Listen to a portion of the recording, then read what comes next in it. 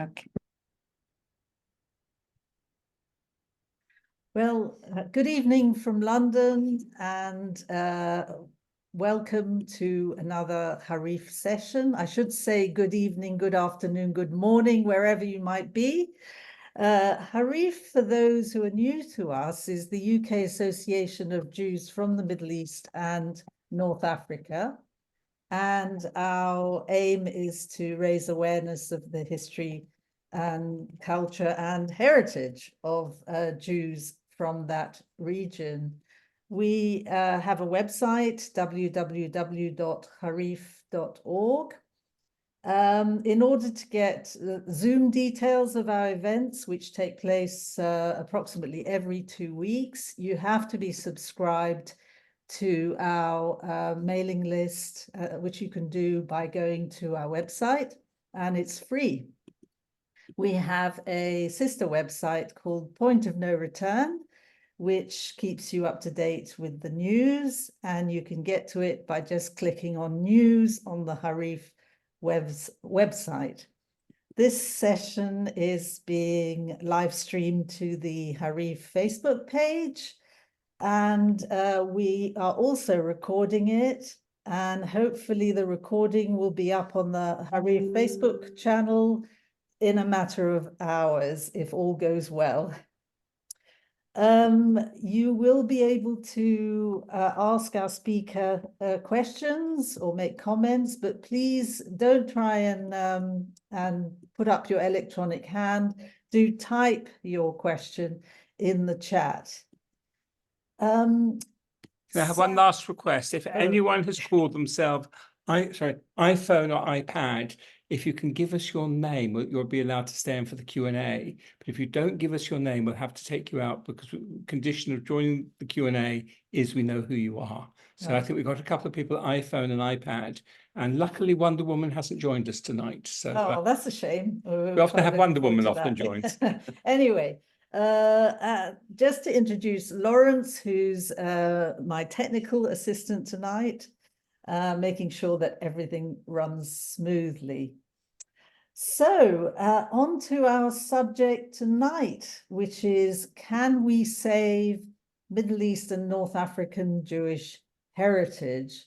It's not the first time that we've actually done a Zoom event on this subject, but it is a burning topic, and we're very happy to be revisiting it. Harif is very happy to be partnering with MENA on this event. MENA is, of course, Jews indigenous to the Middle East and North Africa, and they are based in California. And they can be described as Harif's counterpart in California. So as many of you know, almost 1 million Jews were forced to flee their homes and businesses in the last 70 years in the Middle East and North Africa. And we're not here tonight to discuss private losses in assets and property, but we are here to discuss Jewish cultural heritage, both movable and immovable. By movable, I mean books, artifacts, records, rimonim and silver, Torah scrolls, etc. Can Arab governments claim the Jewish heritage that we left behind as their own? And what happens to such objects when the persecuted minority no longer lives in the country concerned? The US appears to be signing agreements with Arab governments that legitimize, you could say, legitimize the looting of what remains of Jewish heritage. So what are the challenges here, and what can we do to change the situation? Well, I'm absolutely delighted to welcome our speaker tonight, Kate Fitz Gibbon, who is joining us from Santa Fe. She is a lawyer and expert on Middle East Jewish heritage, amongst many other things. She's the editor of Cultural Property News and frequently writes and lectures on cultural policy. She was editor of Who Owns the Past? Cultural Property, Cultural Policy and the Law, which was published by Rutgers University Press in 2005. And she's the author of 6 books, is it? 6 books, Kate, on Asian art? Sort of 5.5. More like that, 6, 8. Yeah. We're Okay. Okay. And she was telling me that she's also very knowledgeable about a multitude of other subjects too. But for tonight, let's just focus on Jewish heritage. Thank you very much, Kate. Thank you for joining us. And I look forward to your presentation. Well, wonderful. Thank you, Lynn. It is a pleasure to come to you from Santa Fe, New Mexico. Thanks to everyone at Harif for having me. First, I should really issue a caveat. I am not an expert on Middle East Jewish heritage, but for the last 25 years, one of my chief interests as a lawyer and as a writer has been international cultural property, and that's a very important part of that. It has been my privilege to work with many wonderful people such as Sarah Levin and Gina Waldman and Carol Basri at MENA, who truly are specialists in Middle Eastern and North African Jewish heritage. Representatives of MENA and other Jewish organizations have helped to make the organization that I represent, the Committee for Cultural Policy and its outreach, Cultural Property News, and our sister organization, Global Heritage Alliance, into voices for minority peoples under oppressive authoritarian regimes, whether their religion is Jewish or Christian or Buddhist or Muslim. So hats off to all these good people and to all of you who have lived the struggle and worked to maintain Jewish community in the best sense of the word. I am just looking at, I lost my picture of myself and all you other folks. So I am going to fool around and see if I can bring back. If you click on the Zoom icon on your laptop, then that will bring it back. You know what? I can hear you, so you can interrupt me if I mess up and I start talking and nobody can hear me. You can So see you We can beautifully. see you perfectly. We can see you perfectly anyway. Okay. Yeah, I've got no Zoom icon. All of it just went away. We'll see if it comes back. Okay, so this talk is intended to be narrow, to focus on the MOUs, but I want to start today with some background on cultural heritage law and policy and how it has changed dramatically in just the last decades. Perfect. Great. Well, it looks good. All right, now Okay. let's start the show again, okay? Slideshow in the Yeah. Yeah.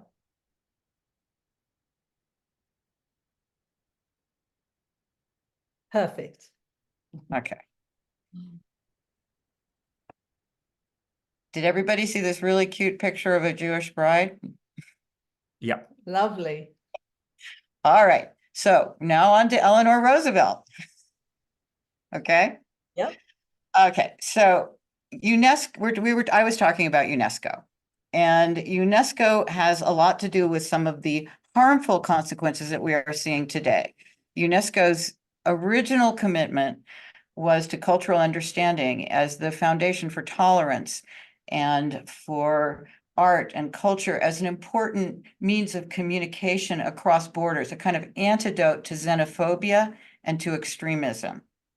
But more recently, UNESCO has encouraged a divergence from this internationalist humanist perspective to a more exclusively nationalist focus, and it has tolerated and often encouraged the use of art by autocrats around the world for their own political purposes.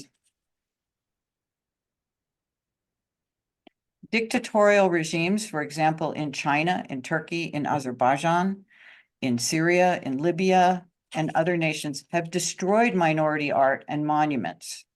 A nationalist cultural focus in this country has allowed leaders to use religious prejudice to abuse minorities and to destroy their heritage. And these policies play out in all kinds of ways, in the destruction of the Bamiyan Buddhas and the persecution of minority Shia Muslims by the Taliban, in Azerbaijan's destruction of over 100 medieval Armenian churches, and in President Xi's in China's bulldozing of 15,000 mosques in Xinjiang. And we also see it happening across the MENA region, where both Christians and Jews are scapegoated and where autocratic rulers convert synagogues into mosques, desecrate graveyards, and claim that the state is the legal owner of even religious artifacts. This nationalist perspective is also very much present at the United States State Department, and it results in legal agreements in which Jewish patrimony that's imported into the United States without proof of legal or long ago past export may be sent back to the governments that expelled their Jewish populations instead of being accessible to the Jewish communities from MENA countries that survive in the United States and in other democratic countries around the world. So how did all this start? How did we move from the shock and the horror of the Second World War to a situation where the loss of heritage of the Jewish community from MENA countries doesn't receive the attention that it deserves? And I'd like to do just a really quick summary of how cultural property law evolved after World War II and how the U.S. adopted the 1983 Cultural Property Implementation Act, which is the law under which the U.S. State Department makes MOUs, cultural property agreements. So, everybody still seeing my screen? Yep. Okay, good. This is Coventry Cathedral with Winston Churchill. Monte Cassino, the large photo, and Dwight Eisenhower with art that was seized by Germany.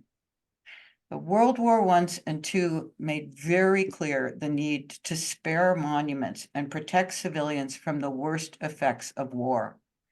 At the end of World War II, because of these and other examples of the destruction of monuments, the idea that art deserved special protections became important in cultural discussions internationally. And the 1954 Hague Convention on the Protection of Cultural Property was one result of this, and then later what became the primary instrument affecting cultural property, which is the 1970 UNESCO Convention.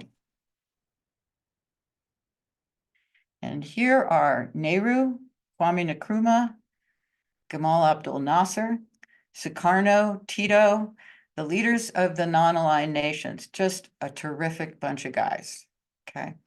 And many of the chief characteristics of the 1970 UNESCO Convention reflect the politics of these men and the politics of their time. This was the heyday of the non-aligned nations. The non-aligned nations were developing countries from as small as like tiny islands to enormous countries, as big as India.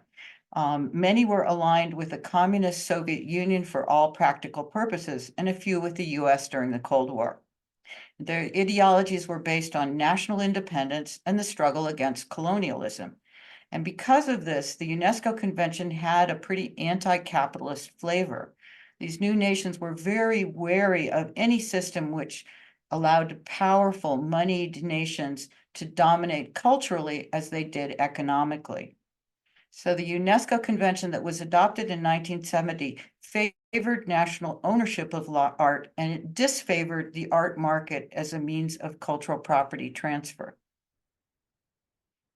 Still, the UNESCO Convention, its preamble had a very global feel. It states that the interchange of cultural property among nations for scientific, cultural, and educational purposes increases the knowledge of the civilization of man, enriches the cultural life of all peoples, and inspires mutual respect and appreciation among nations. The convention does not stand for a lot of the propositions that people think it stands for today.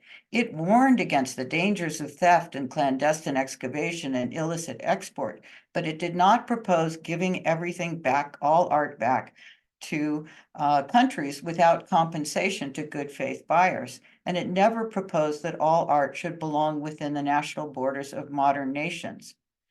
But after World War II, almost all developing nations passed laws forbidding export of most or all cultural property, and many passed national ownership laws that gave actual title and ownership of everything over 100 years old to the state.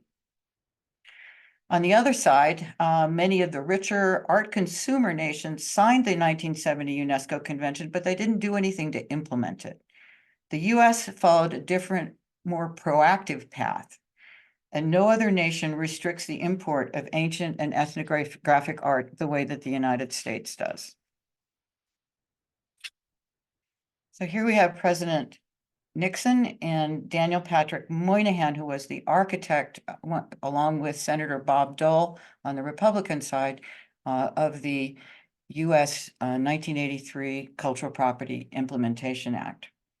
So Congress did not want to be bound by foreign countries' blanket export laws.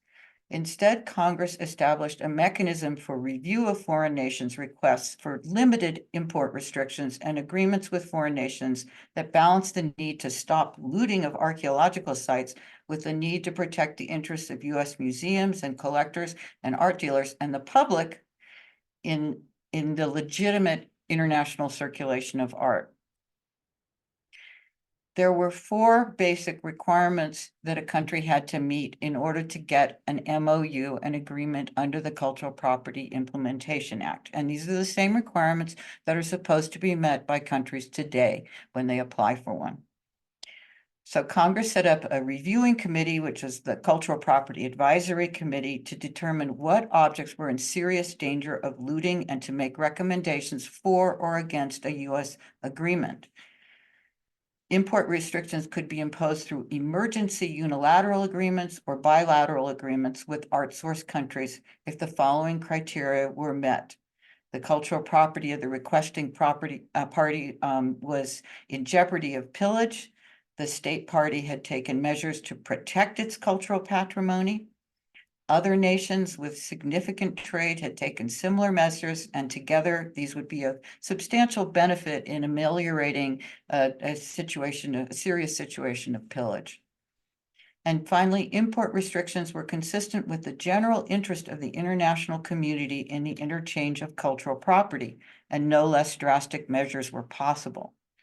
So these recommendations of the committee were supposed to be used to create lists of items not allowed to be imported instead of following UNESCO's blank check regime, which would result in across-the-board bans of all unlawfully exported material. The idea was the US would make its own decisions. And in the beginning, quite reasonable, very narrowly tailored agreements were the norm. So the CPIA would, if it was properly administered, would be very effective in ensuring that US consumers did nothing to encourage looting in source countries. And proper use of the CPIA would have considerable moral weight as well.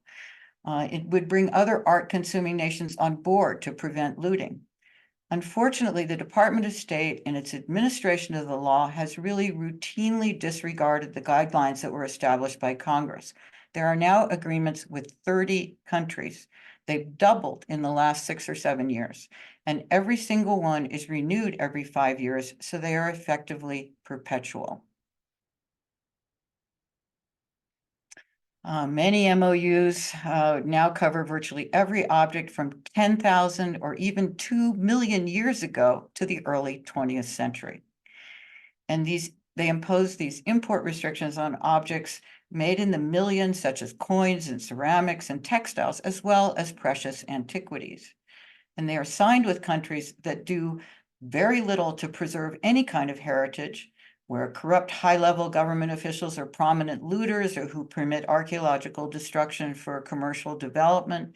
And because these MOUs were passed without specifically excluding Jewish items, Jewish patrimony in the MENA countries is often subsumed within a general category of Ottoman material, just ascribing a very ill-defined Ottoman period to cover everything that has been made in the late medieval to close to the present time. So in this way, cultural objects from antiquities to manuscripts are considered the patrimony of the same governments which have destroyed and looted and forced out their Jewish communities. There are now blanket embargoes on virtually all cultural property coming from Algeria, Egypt, Iran, Jordan, Libya, Morocco, Syria, Tunisia, Turkey, and Yemen. And most of these countries don't even begin to meet in a reasonable sense the 4 requirements under US law for an agreement.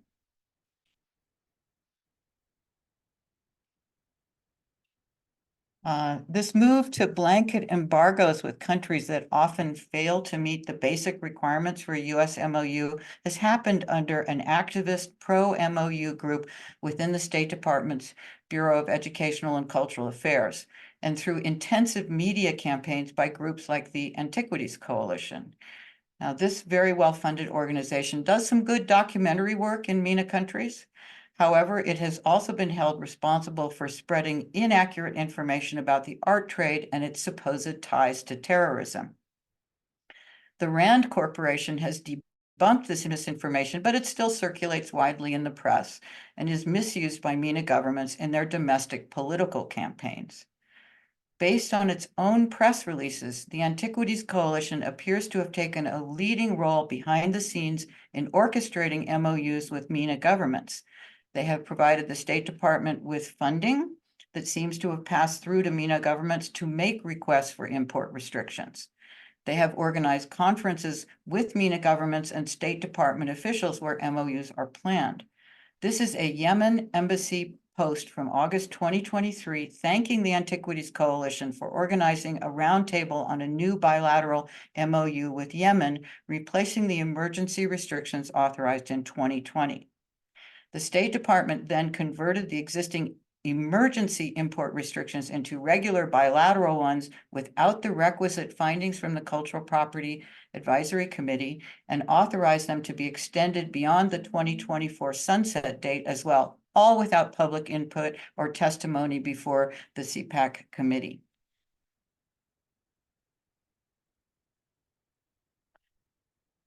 You'll see before you a quote. You can find all this on our website and on Cultural Property News, and I'm sure Jimena has it as well. This is a quote from a letter that was signed by 18 Jewish organizations that was part of an important campaign organized by Jimena and B'nai B'rith and others protesting the MOUs being signed by the State Department. When the request for Yemeni emergency restrictions were first announced in 2019, there was only 2 weeks given for the public to submit comment to CPAC. There were 185 comments, many from representatives of Jewish exile groups. This is the kind of public objection to the MOUs that the State Department does not want Congress and the administration to hear, and what they should be hearing. And I want to make note that a member of Congress has just raised questions with the Department of State about the Yemen MOU being signed after the statutory requirements for review by the CPAC committee were ignored. So my job in respect to Jewish heritage is really just to keep putting evidence on the record to inform Congress and remind the State Department and the administration that it should not be recommending agreements with North African and Middle Eastern countries that ethnically cleansed their Jewish populations and confiscated Jewish property. This is a slide of a Libyan Jewish family and Libyan Jews returning from a concentration camp from Bergen-Belsen after the Second World War. I'm not showing the entirety of the picture of the returning Jews, but it says Benghazi or bust on the side of the railroad car. Every Jewish community in the Middle East and North Africa has suffered terrible losses in the 20th century. Families persecuted, children's orphaned, businesses, schools, and synagogues plundered and destroyed. Almost 1 million Jews from MENA countries were forced to flee countries where they had lived in for 1,000 or 2,000 years. They lost their citizenship and their homes, and almost all their personal possessions, and many thousands lost their lives. In Libya and other countries, synagogues were destroyed or converted into mosques. Jewish cemeteries in Libya were bulldozed to build shopping malls and hotels.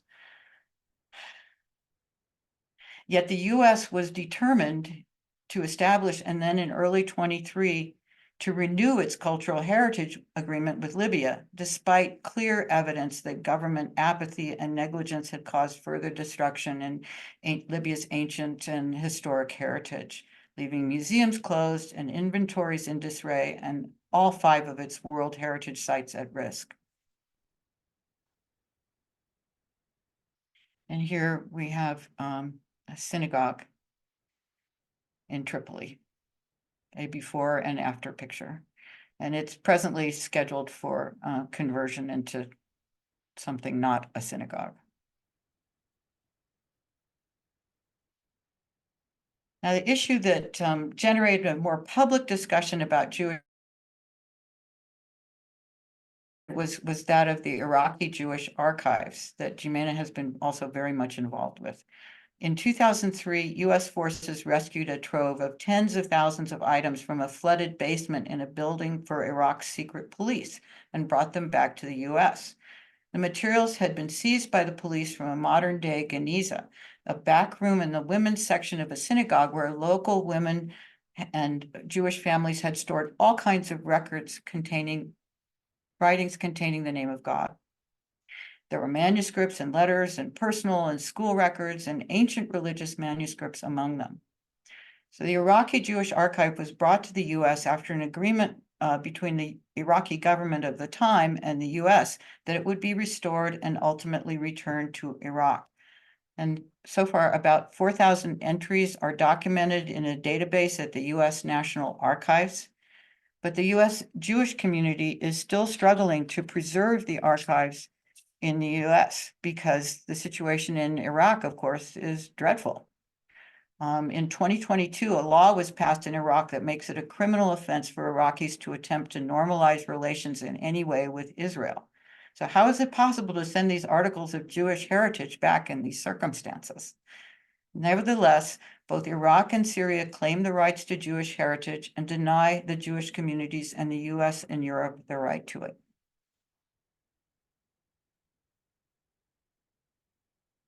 Neither Iraq nor Syria have signed the UNESCO Convention, the 1970 Convention.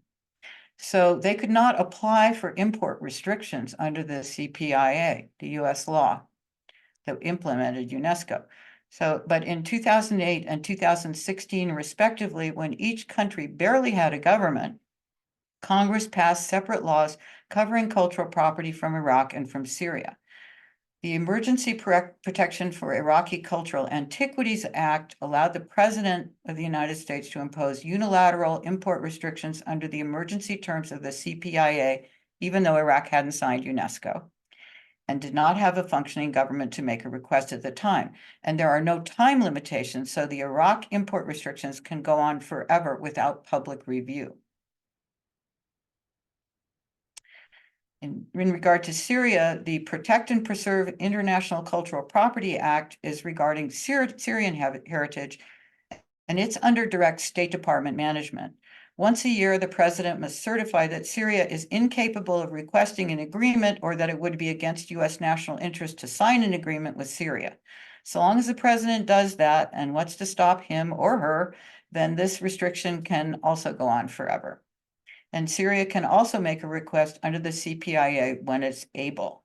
So this law was passed at the height of ISIS destruction of ancient cultural heritage. So there are provisions for Syrian objects to be held in temporary custody in the United States, but they must be given back to Syria when it's possible to do so. The Syrian and Iraqi lists of goods that may be seized by US Customs is extremely broad, and it covers any archaeological and ethnological material that can be covered for the CPIA. So the designated list for Syria includes Torahs, Hebrew manuscripts, and anything with Aramaic or Syriac or Hebrew writing on stone or metal or textile or clay or ceramic.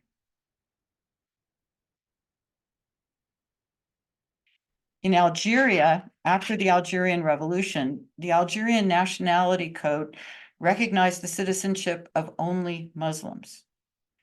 almost all of the once 140,000 strong Jewish community was forced to flee.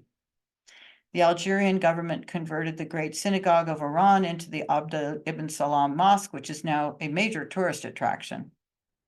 The cemetery of Oran, like other cemeteries, has been wrecked. This photo is of a vandalized Jewish cemetery on the right from Azafoun, Algeria. Gardia's synagogue was desecrated.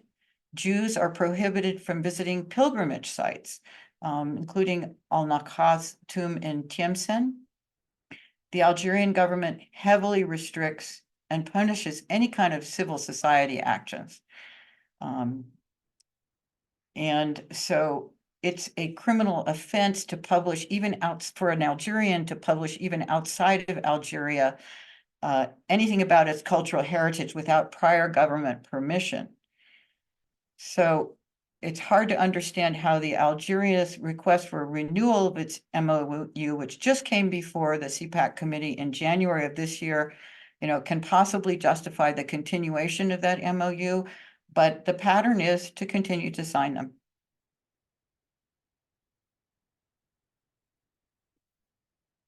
So Jordan and Tunisia are not usually countries that we associate with massive looting or destruction of archaeological heritage. Jordan's first 5-year MOU, which was signed in February of 2020, covers archaeological material from 1.5 million BC to 1750 AD. But it doesn't mention any, it doesn't mention the nature of the writing or anything that would appear, but it does prohibit written materials from the Ottoman period. And it doesn't in any way carve out an exclusion for Jewish materials. So groups objecting to the Jordan MOU have pointed out that by not specifically excluding Jewish materials, they are included within the general categories of manuscripts and inscribed stones. For example, the list includes manuscripts that are rolled into a scroll. Is that code for a Torah? The first MOU with Tunisia was announced in March of 2023. And this is a little confusing because the State Department's website says it was signed this month on February 6, 2024. And the Federal Register has no records available. So do we have one? It's unclear to me. It's worth noting that there is almost nothing in news coverage in the last decade on looting or smuggling of art or antiquities from Tunisia, except by highly placed officials and their family members. Sahir El Materi, the affluent son-in-law of ousted President Zine El Abidine Ben Ali, reportedly used Tunisian antiquities taken directly from its museums to decorate his villas. And Jewish heritage is clearly not protected. In October of 2023, the El Hama synagogue in Tunisia was smashed, burned down by a crowd. I only found out about that through some postings on Facebook. The synagogue dated back to the 16th century and contained the grave of the famous Kabbalist Rabbi Yosef Maravi that was also destroyed. Now, Morocco is a slightly different picture. The first Moroccan MOU was signed in January of 2021, and it is absolutely unique in that it explicitly excludes Jewish ceremonial or ritual objects. So while it's possible that something ethnological that was owned by a Jewish family would be restricted from importation, Morocco is the one country where the State Department and the requesting country were able to agree not to have an MOU applied to Jewish objects. Frankly, this is more likely due to the wisdom of the Moroccan authorities and not to the State Department, whose aggressive pursuit of MOUs has never slackened.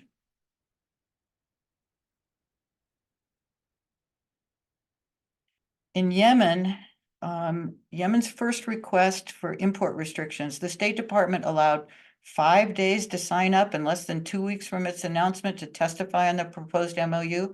And these 2 weeks included both a federal holiday and Yom Kippur. So that's how I first got involved, trying desperately to alert Jewish organizations in time for them to have their voices heard. Yemen has suffered terrible damage to all of its architectural and monumental heritage during the ongoing conflict that's taking place there. The 16th century mosque of Sheikh Abdul Hadi al-Sudi in Taiz in southwestern Yemen was bombed by Salafist gunmen. The Damar Museum, which is a major regional museum, was blown to bits by Saudi forces in May of 2015. So both sides are busy destroying cultural heritage. This Saudi cultural vandalism is pretty hard to distinguish from ISIS. Yemen publicly asserted its government's ownership and control over the heritage of Jewish peoples that were persecuted and driven to leave en masse in the mid-20th century through an Interpol red list that was issued in 2018 and celebrated at a reception at the Metropolitan Museum in New York. This red list actually contained medieval Jewish manuscripts, Torah pointers, and other Jewish religious artifacts. At the time of the Yemen emergency request, there were only 50-some Jews remaining in Yemen. I don't think any are left now. They were persecuted, impoverished, and living lives in hiding in fear of both the government and rebels. And in March 2016, 19 Yemeni Jews left Yemen in a covert airlift for Israel that's reminiscent of this far, far earlier airlift that we have the photographs of in the slide.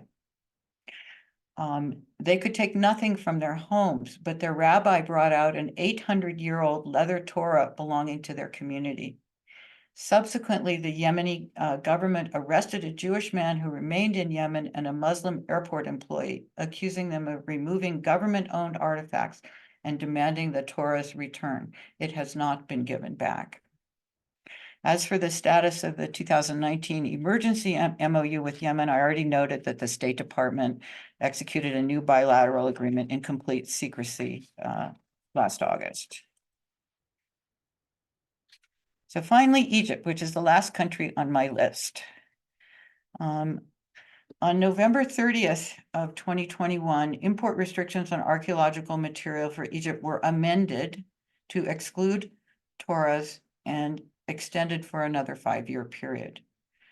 The current list of objects that can't be imported covers Egyptian archaeological material from 300,000 BC to AD 1750 and ethnological material up to 1914. This new designated list includes every conceivable tool, artifact, and household object, starting from the Neolithic and going up when they didn't have a lot of household objects, okay?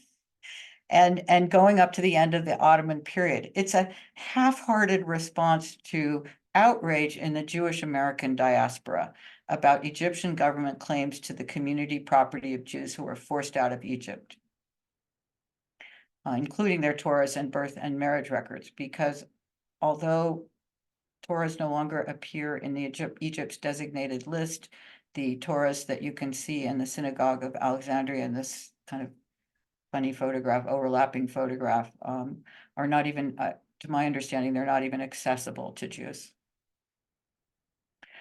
The current list does include Hebrew writings from before 1517, so important manuscripts would also be included and restricted.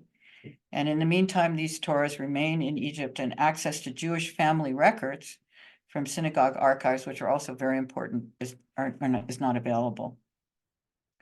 So Egypt has a mixed record, but really it's focused on tourism and not on justice for Jews. A restoration project of the Ben Ezra Synagogue by the Egyptian Ministry of Tourism and Antiquities culminated in a grand opening with Egyptian dignitaries at the end in fall in August of 2023, last year. There were no Jews in attendance. The government has also provided much of the funding for cleaning and restoring the Eliyahu Hanavi synagogue in Alexandria. But Cairo's Jewish population, which was almost 50,000 before 1956 or 1957, and the war in 1967, but the number of Jews remaining in Egypt can now be counted on one hand. There has been a serious recent loss that doesn't bode well for Jewish heritage in Egypt. A storehouse, presumably of religious and family records of unknown date, was discovered in 2022 by Cairo's Jewish community while they and visiting helpers were cleaning a long-neglected Jewish cemetery. These archives, known as geniza, are very rare. It's like the Jewish archives that have come to the United States, a similar situation, but this was newly discovered and no one knew it was there. They often date back centuries, and they are primary resources for the history of Jewish communities in the Middle East and for trade throughout that area. It's something that I've used extensively in my own research in textiles because they are the documents that will teach us about medieval artifacts of that period that were traded primarily by Jews across vast distances. But when the Egyptian Antiquities Authority officials learned about this, their employees descended on the cemetery and began dumping the contents of the geniza into dozens and dozens of plastic bags. They spent 48 hours loading everything in the geniza onto trucks, ignoring the protests of the Jewish community, who pleaded that at the very least, a rabbi should be present to oversee the dismantling of the relics of their community. And the whereabouts of this seized geniza have not been made public. What this story points to is something key to the 1970 UNESCO Convention, a key aspect of preserving heritage that goes beyond questions of ownership, and that is access. Access for research, access for scholarship, for opening discussions about history, for finding out the truth about the past. The documents in those blue plastic bags thrown onto the back of a pickup truck are not just objects stolen from a Jewish cemetery by a government that is supposed to protect its heritage. They could be tools for understanding. They could create an opportunity to build relationships over culture and through cultural understanding. That is a tragedy. There are Jewish communities from each country in the Middle East and North Africa, in the United States and Europe. As my friend Sarah Levin, who I can see is watching, she has said, the question of ownership shouldn't even be a question. That is not just about property, it's about the cultural rights of a people. And under these circumstances, the religious artifacts, the Hebrew manuscripts, the traditional possessions of the Jewish people, all the items seized from Jewish communities should be returned to communities in diaspora. There are synagogues across the United States and Europe and in Israel in which these communities have found a home. Jewish communities should be encouraged and assisted in recovering their heritage, not be denied it. So when passage of the 1970 UNESCO Convention and the Cultural Property Implementation Act was impelled because of fears that uncontrolled international markets for ancient art from countries that didn't have the means to protect archaeological sites could result in the loss of the record of human achievement. There was a goal, and in responding to that goal, Congress granted the CPAC the ability to make recommendations for import restrictions that would reduce archaeological looting. And this legislation gave a huge moral boost to archaeologists everywhere by recognizing their contribution to preserving human history. But the law also required source countries to do the right thing, along with the United States, by taking self-help measures to protect archaeological sites and historic heritage, and to curb the markets for looted objects in their own countries, and to not allow them to be destroyed. This furthering of the interest in international understanding and appreciation of our human heritage is part of US law. And while the State Department has bent all the other rules, it is this last requirement for access that has truly been forgotten by them. So it's essential that Jewish organizations join together to speak out to the US Congress, to current and to following administrations, to make them aware of the injustice of the agreements that now stand under the CPIA. The Conference of Presidents, which is a major Jewish organization, has been vocal on this issue. B'nai B'rith International has been working very diligently on this issue for a long time. The Anti-Defamation League, the Simon Wiesenthal Center, and other Jewish organizations have all played a part. But it's up to all of you to make a commitment to raise your own voices on this issue. I urge anyone who can do so to contact me, contact MENA, contact Harif, and support our efforts to bring common sense and clarity and compassion to this issue. The law is on our side. We just need Congress to take notice. So this is my last slide. I want to urge all of you to go to Cultural Property News and subscribe to our bi-monthly newsletter. It's free. There are over 400 articles on our website covering cultural property and art and museum news from all around the globe. So tell your friends. Our website has no firewall. And if you can, support us in our mission to bring this important information to teachers and students and heritage workers and archaeologists and museum workers and art historians and to the public around the globe about preserving art and heritage. So thank you very much. I'm just putting that address in the chat. Yeah. So no one's got, there is Yeah. absolutely no excuse that people can't find it. It's in the chat now. Okay. So I'd like to thank you so much, Kate. That was an absolutely riveting talk. Thank you. With a call to action at the end. I'd like to ask. Give me a minute, darling. I've got to get a few. While we wait for questions, and please do put your question in the chat if you have one for Kate. I'd like to Give me 30 seconds. Yeah, just a minute. When Lawrence is ready, I'd like to hand over to Sarah Levin to say a few words. But in the oh, here she is. Great.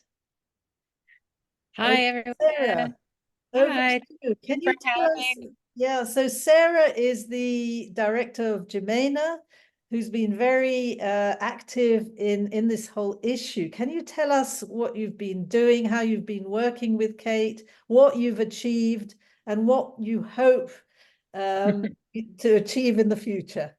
Yeah, thank you, Lynn. First of all, thank you, Kate, for that amazing presentation. That was wonderful. And I want to use that presentation if we ever are invited to talk about this subject. So MENA is not like this work has been done really under the guidance and leadership of experts. And Kate is certainly front and center and has been the primary expert that we've relied on. Because this is an issue that is dealing with the State Department and legislation and government, we're forced to sort of operate and maneuver within the confines of a system that's not actually doing its job or adhering to its own policies, which makes this work really complicated. But everything that MENA has done, from calls to actions, to writing letters to the State Department, to speaking and showing up at some of the CPAC hearings, has been guided and completely led by Kate and a few other legal experts. MENA has tried to galvanize and mobilize the larger institutions. B'nai B'rith International was mentioned, but there are a number of larger organizations who have far more influence than we do with influencing governments. This is not a high priority for any of them, unfortunately, just speaking very bluntly. This issue and this cause, including even the Iraqi Jewish Archive, has not been taken up with the full force that we believe it needs to be, because as you all know, really when we allow Jewish heritage and Jewish patrimony to be forgotten and erased and ignored, and then handed over to Arab governments through MOUs, we're basically contributing to not only to the erasure of our people and our history and our heritage, but also to this idea that Israel is a white colonial European power. And I feel like this all connects to Israel, which I'm sure you all understand. So we've done work that's been guided by Kate and others. Whenever we get email requests now's the time to provide testimony, or now's the time to send a letter in, we try to do our best to get that work done. But this has been very hard. And I wish that I could say we've been successful, or AJC has been successful, or this organization has been successful. None of us have been successful. And I think there's all different reasons for that. But I also think part of it is the fact that the State Department is not adhering to the actual law. So how do you work with agencies that aren't following the law? I don't know. You tell me. So thank you, Kate. Thank you, Lynn. You can also learn more about this issue in layman's terms. I still most appreciate learning about it and navigating it in layman's terms by going to our website. I'll put in the chat where our landing page for all of these issues. Yeah, thank you very much for that, Sarah. Well, my question is, have any artifacts actually been returned from America to these various countries? Has anyone invoked the MOUs in order to get artifacts returned? That's a great question. And one of the problems is we wouldn't actually know unless we were looking at every, well, unless we were standing there with the customs guys, basically, we wouldn't actually know. Because what happens if something is seized when people bring it into the country, what most often happens is that customs simply takes it away and people say, okay, that's it. I don't want anything to do with it. I don't want to be prosecuted, anything like that. So we would not be aware of that. What it does do is it significantly chills the ability of communities, Jewish communities in Europe, for example, or Israel, to send things to families, to other Jewish communities in the United States, because anyone who is aware of these laws, you can bring in objects that you can demonstrably show were exported more than 10 years prior to the signing of an MOU. Okay, so getting them into the country is possible, and that certainly happens. That has happened with, for example, auction sales of Hebrew manuscripts that have taken place over the years. It has happened, I know, with the acquisition by certain synagogues of certain ancient and antique and ancient Torahs. But that has to be done very carefully, and the risk is, of course, that objects that are being brought out that are family objects that have no documentation or have no particular association with the Jewish community, because the Jewish community shared many cultural attributes, would be stopped. And furthermore, what I find incredibly objectionable is that our country would acknowledge the rights of these governments to these objects. And that's certainly a factor. Another factor is that there are an MOU under the Cultural Property Implementation Act these are cited in seizures of materials, not Jewish materials that I know of so far, by other police organizations, particularly in New York. They are used as they form a sort of backdrop, and they make it impossible for museums to collect certain materials, because museums have to follow all the rules. And usually in the United States, people do follow the rules. So when objects leave these countries that are of Jewish heritage, we are not able to, we're just not able to track them or to know about them. But it's clear that many objects have left, and some of them have left in the hands of corrupt government officials, not Jewish families. Right. And Sarah, you wrote in the chat that you've had limited success with the Libyan MOU. Would you like to perhaps elaborate on that, Lawrence? Can you just unmute Sarah again? Yeah. Just 1 second. Yeah. Oh, we're getting Sarah back. Yeah. If I didn't make it clear enough, I want to stress that the nature of these agreements is that they're giving a legal endorsement to government ownership of Jewish heritage and property. Mhm. And that is so wrong. Mhm. And that is something that I think any American can understand. So Kate, please correct me if I'm wrong, because I could be wrong.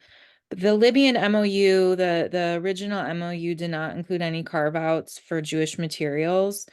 And we worked very closely with one individual in the State Department, and we used the Moroccan MOU as an example of how we can have an MOU that still does protect Jewish property and Jewish rights to property, to our property. And so the revised Libyan MOU included carve-out language for certain Jewish material items. And we made clear what our hopes were in terms of the non-movable property in Libya. But this was then followed by another MOU with Yemen, like the renewal of the MOU with Yemen, that didn't include any carve-outs. And not only did it not include any carve-outs, but the process for public comment and the typical process that the State Department committee who works on this had was irregular and abnormal. Kate can elaborate. So we had a limited success with the Libyan MOU based on using the Moroccan MOU as precedent. But this is kind of, I mean, I'm happy about it, but it's not enough. We need more of it. I think a lot of this depends on like who in the State Department are we working with? We haven't had many allies within the State Department. Kate, please correct any factual errors that I may have just. I don't think you make any factual errors. So what would solve this problem? Okay, what we need to solve this problem is we don't even have to have carve-outs for Jewish material if the CPIA, the law, is actually followed, because there is no evidence that Jewish materials are being looted currently in a way that would significantly impact the cultural heritage of the countries.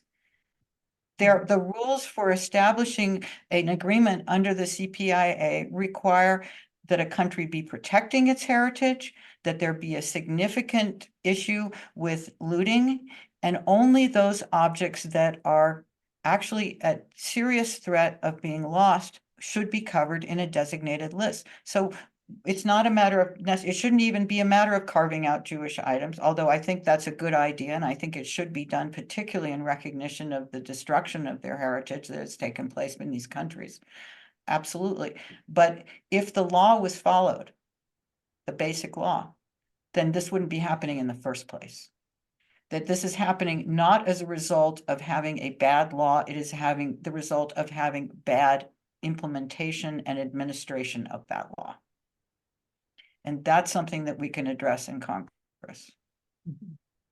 And you mentioned the State Department being obstructive and actually, being one of the main problems in all this.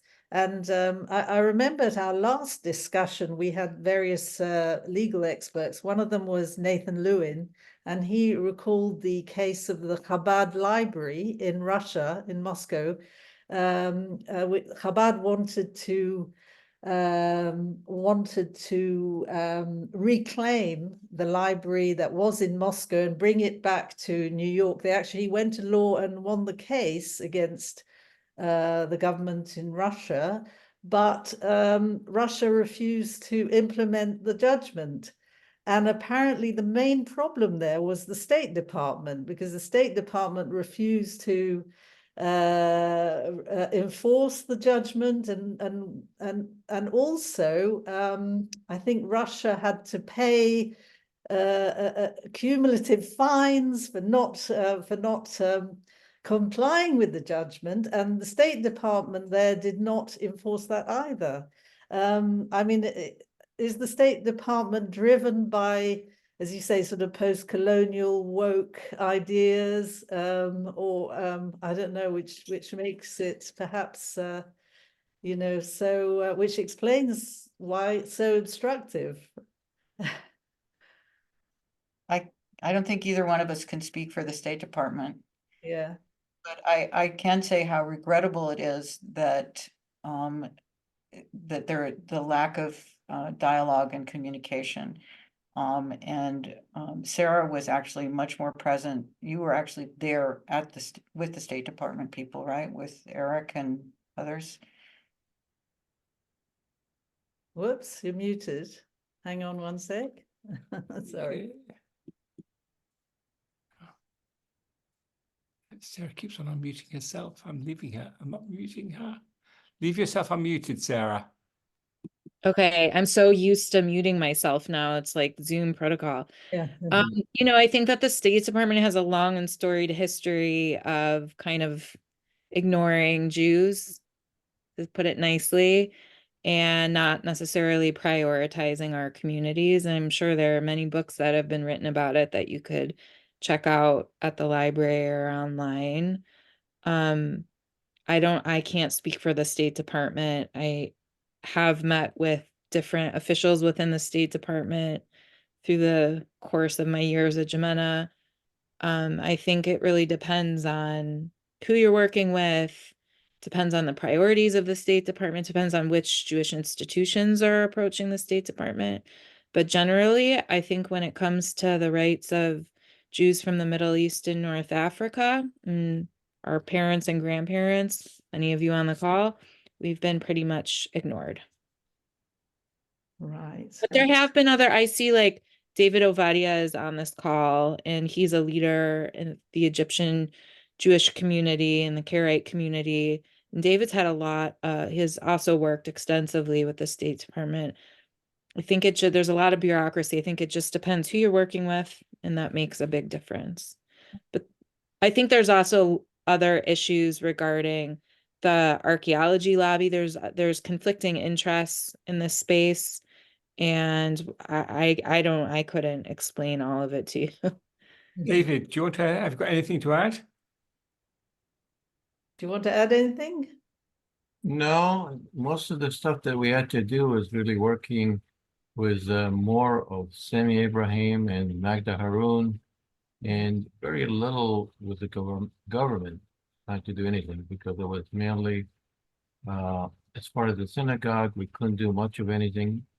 Sami is we tried to put some money there to, for example, repair windows, take care of things, but obviously very difficult to get any material out or getting anything. The other part has to do with obviously the cemetery. So there was something that many articles were written about that in some videos, but nothing really much, to really address that issue. So one thing, I'm sorry to interrupt. So one of the other leaders in this space has reiterated time and again, and I think this is just an important talking point for Jews who come from the Middle East and North Africa to remember and to pass down, that Article 17 of the UN Declaration of Human Rights, I can put it in the chat, says that nobody should be arbitrarily deprived of their personal and communal property. And so this is a human rights violation, because Jews from the Middle East and North Africa can't go to the cemeteries where our family members are buried, especially if your family came from Iraq or Libya. We don't have accessibility to cultural properties that were confiscated or that our ancestors were forced to leave behind. And so the UN would say that is a violation of human rights. And I think that's been, for me, a really powerful talking point to share and to remind myself of over and over. I don't think anyone on this call has any regards for the UN right now necessarily, but still, it's still foundational in their language, and we can use that language. Right. And these foundational principles apply not only to the situation, but to the situation of oppressed Christian minorities in Turkey, to the situation where Azerbaijan is destroying Armenian materials, to the situation where the Chinese government is destroying the Tibetan history and culture and trying to destroy that language and doing abominable things in creating concentration camps in Xinjiang. And it is, as Sarah says, these are really essential issues that have to do with human rights, and they have to do with global human rights. And I think that speaking out on this issue and doing so and with an awareness of that the same thing is happening to other communities around the world is a really important thing to do for all of us. Right.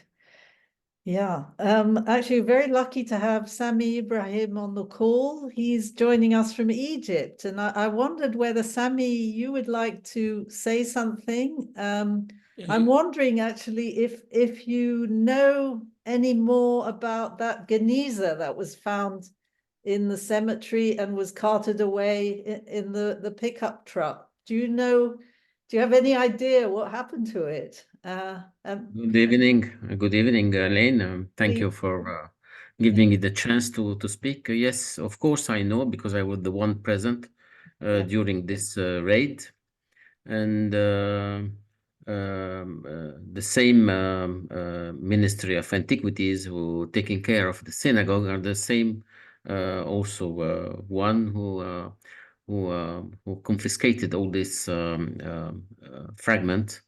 The problem, this was not the first time. The same hidden place. This was happening in the Museri cemetery, and it was known to everybody that this place is already the first time they discovered it was in 1979, so it was not something new.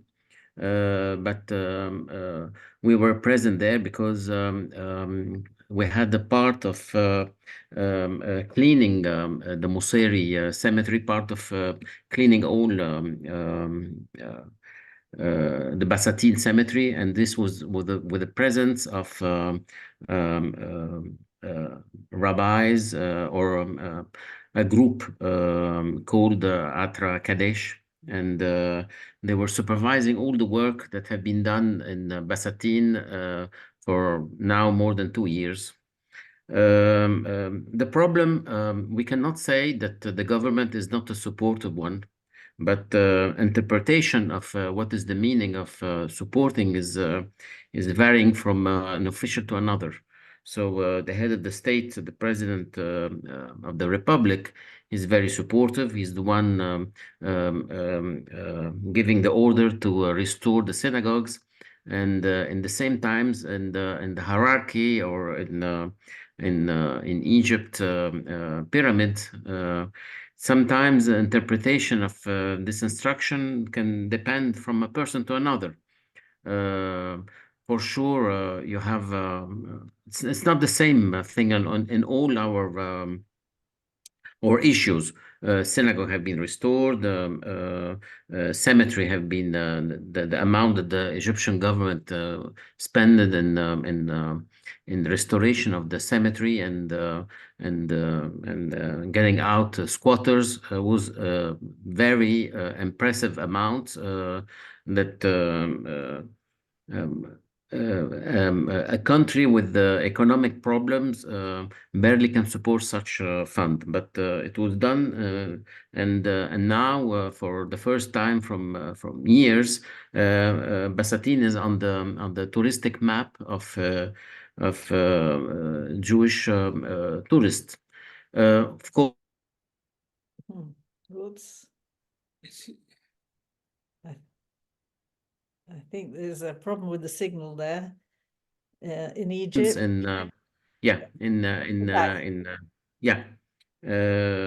But it will arrive. I think it will arrive. It will not.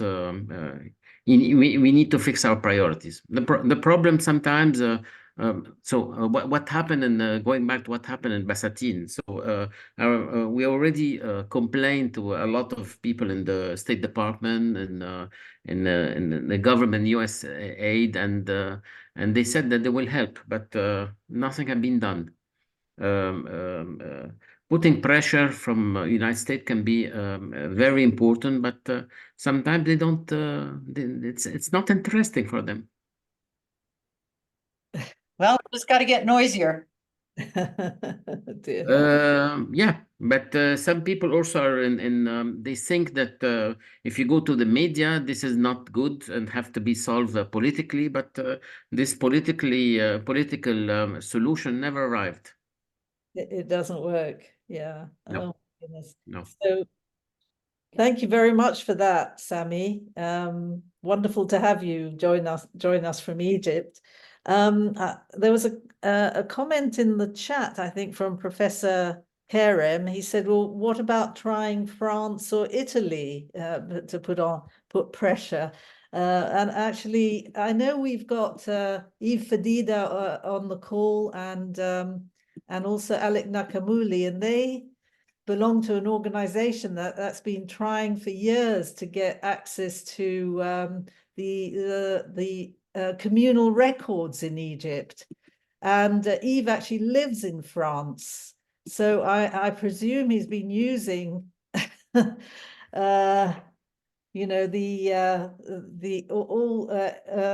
all the possible means in France. So there you are, Yves. Yes. You know, perhaps you can tell us a little bit about your experience of working on this issue. Good evening, everyone.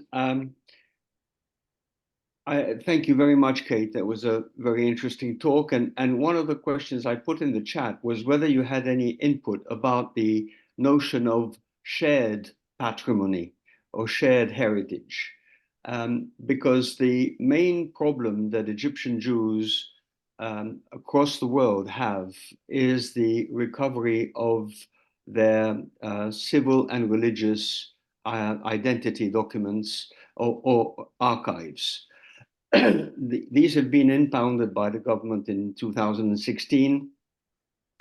They were actually available in the synagogues prior to that, but we had deliberately not taken the position of trying to smuggle them out or try and bribe anyone to get them. We wanted a clean situation because we felt that was much more dignified, both for the Egyptians and for ourselves. And our position has been to say that we just want a copy of these documents and that we are prepared to pay for that copy ourselves.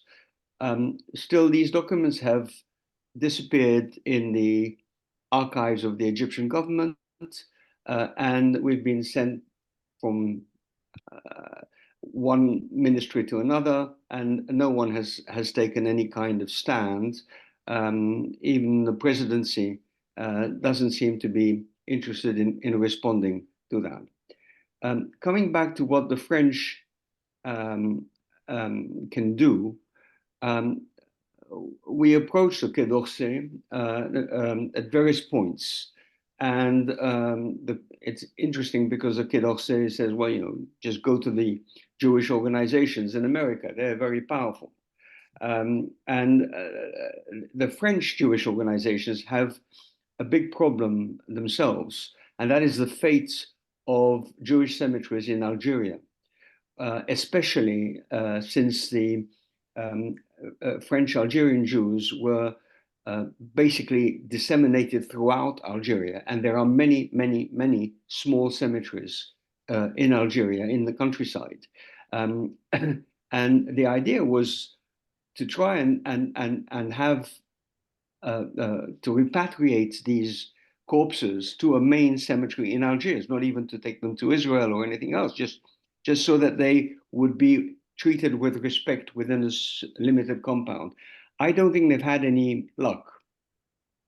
Anyway, we've gone with the Consistoire, which is the French head organization, to the Quai d'Orsay, and we were received by a group of people there. We even went to UNESCO, and we were received by Mrs. Bukova at the time. We got nowhere. They have no time for this.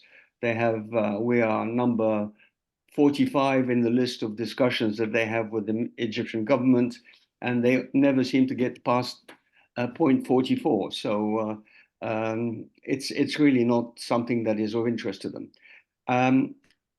I think I agree with Sami that the main organizations for this to be able to function are the American Jewish organizations and their input on Congress. But I don't know whether we shouldn't pursue, in some cases, this question of shared property, shared heritage. Because I think I seem to remember there is such a notion in UNESCO, and this is the kind of thing that we would like to go, the kind of line we would like to go down, to say that, okay, this is really both our heritage. It's the heritage of the Jews in Egypt and the heritage of Egypt vis-a-vis its Jews. So we can share it and we can work on it in a certain way. It was interesting because not only was there no Jew at the geniza, at the Ben Ezra restoration, but can you imagine a church being restored anywhere in the world without a rabbi? Can you imagine a mosque being restored where people go into the mosque with their shoes on? Well, that was basically what happened, both in Ben Ezra and in Alexandria. And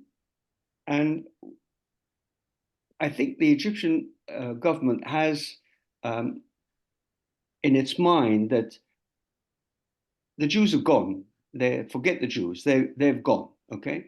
But they've left something and we've got to preserve it, and they do a good job of it. They've done a fantastic job in the synagogues, and they've done a good job in the cemeteries, although they've refused the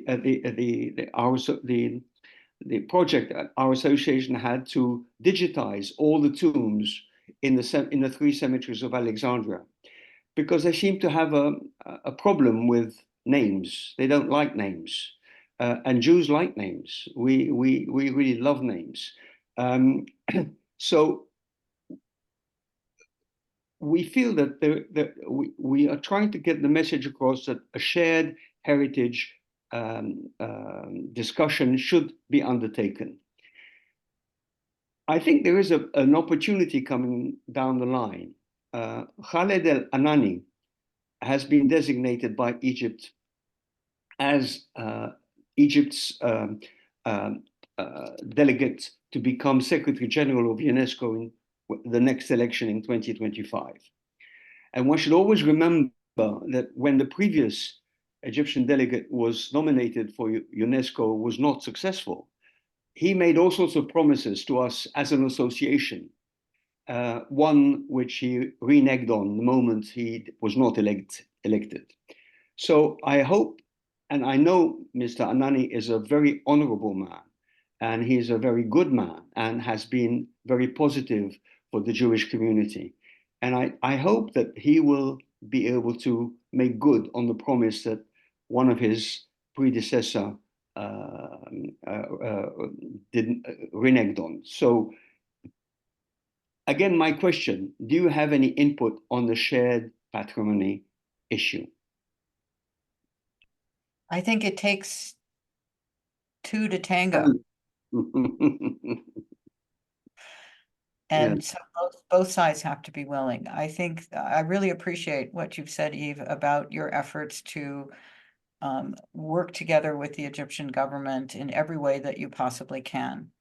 And that only when there is willingness on both sides to make these accommodations and to understand how important access to Jewish historical records and identification documents and everything else, needed for marriage, needed for other circumstances. That's really important. And by coming together, that's the only way, as you say. If there is someone who will take that role in Egypt, then I think we could see things flow very smoothly. Digitization is not enough for everything.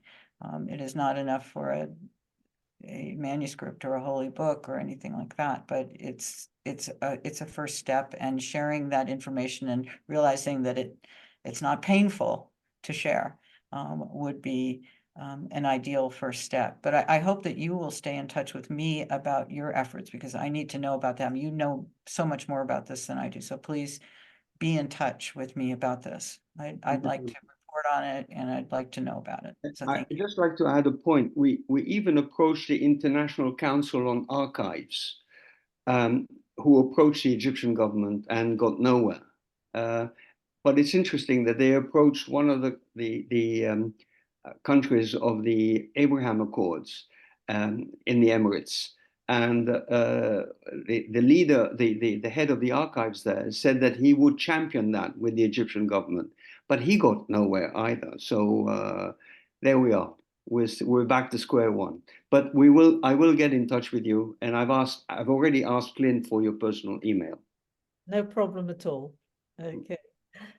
I think we are nearing the end of this really fascinating Zoom, Kate. I don't want to hold you up for much longer, but my question really is, do you have any any news about the Iraqi Jewish Archive? You described what happened to it, you know, the fact that it was shipped over to America, but Iraq is actually asking for it back.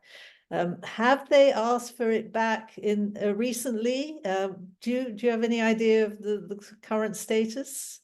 I think that's something that the State Department would know and would not necessarily share. I did recently check, you know, I'm a member of the public, so I recently checked their website just yesterday, and I did not see any discussion of that. And I don't think there were some very heated discussions early on where the archives were demanded back, and there was clear pressure coming from other parts of the State Department to preserve them here, and from the Jewish community to preserve them here. And the absolute need to document them thoroughly before that time was also really important. So, you know, this is the kind of thing we'll hear when the State Department makes an announcement. That's the situation with MOUs. You know, we go, we testify, Sarah testifies, other people testify, B'nai B'rith testifies, and we hear absolutely nothing. They just say, thank you very much for your contribution. We have no questions. And 6 months later or 9 months later, there's an MOU signed. So we don't have an insight into that process, except that I actually served on that committee 25 years ago, 24 years ago. And it was kind of the same for us, that the committee itself, the committee that is supposed to be making these decisions, was denied the ability to have a corporate memory, to have access to the prior decisions of the committee when renewal was being proposed. And I found that pretty darn objectionable, because how can you make a decision about something when you don't know what happened in the past? And you don't know what requirements were placed on these countries, and you don't know what these countries promised. But in general, the process at the State Department now is to remove requirements for the countries to do a particular job, to make a particular loan, to clean up their act.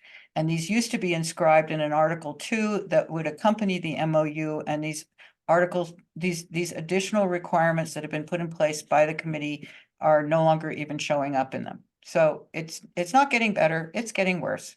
And I think it's really important to shine some light on this, to open this up, because it's only with transparency and an understanding of what is happening that we will be able to make a really good decision about how to move forward. And make a lot of noise. A lot of noise. So you heard that, everyone? Make a lot of noise. I think it's all up to us to do something about this situation if we can. So thank you once again, Kate. That was absolutely wonderful. And if anyone wants to get in touch with Kate, you can do it through by writing to info@harif.org, and I will pass her details on to you with your permission. Definitely. Thank you. No, thank you. So I think just before we unmute everybody, as is our custom, I just want to advertise the next event. Something completely different. Germans and Nazis in the Middle East. And I shall be talking about that if anyone wants to hear me. That's in 2 weeks' time on the 12th of March. And there are other events planned for March and April and even into May. So once again, thank you very much indeed.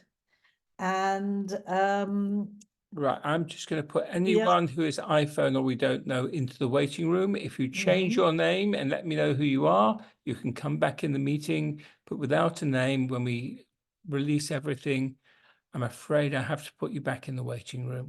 Okay. It's very easy to change your name and we will let you straight in. Just one person. Okay. All right, but everyone else is kosher and can speak. But everyone can unmute themselves. If you can, perhaps raise your electronic hand so we do it fairly, rather than Yeah. everyone shouting at once. Be great. Okay, Okay, Holly is always first. right. You can never do that. Karen and Sarah, thank you very much for bringing this out into the open. This is a subject that I had no idea about. It's similar to the European nations in World War II. There are some museums and art galleries, they refuse to give that Jewish religious artifacts back to the owners, the families, what now would be the descendants. That's also the case. Yeah. Eve and Sammy, merci beaucoup for your thoughts on camera. And as always, Lynn and Lawrence, thank you so much. Thank you very much, Holly. Yeah, good point. I mean, the woman in gold, it took what, years and years for Yes, you restitute. yes, and she was very angry about that. She always said that what makes me so, when I'm angered about is why the museum doesn't admit it is not theirs. Just Yeah. admit it. There you go. We're up against quite a few obstacles there. Who else wants to say anything? Is it Alain? Alain? I just want to say hello to all my friends on the chat, and thank you very much for this lovely expose about the problem we're all facing. Yeah, thank you for that, Alain.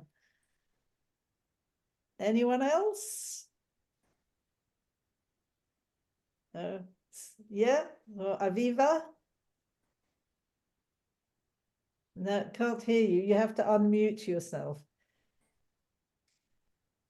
Yeah, anyone can unmute themselves. You just press on the microphone button. It's got a red line through it. You click on that button and you're unmuted. Okay. Elizabeth.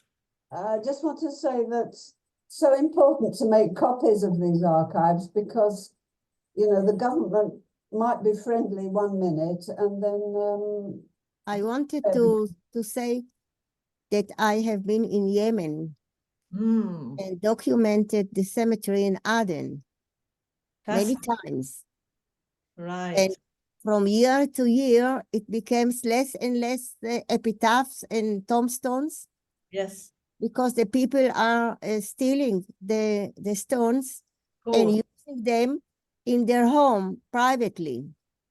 Yes. And we were talking to the archaeological department and they said they will take care. And we told them, please put a gate and write it down that this is a holy place and nobody is allowed to enter if it's not authorized. Yeah. Yes, they said yes, but they never did. They can't control it.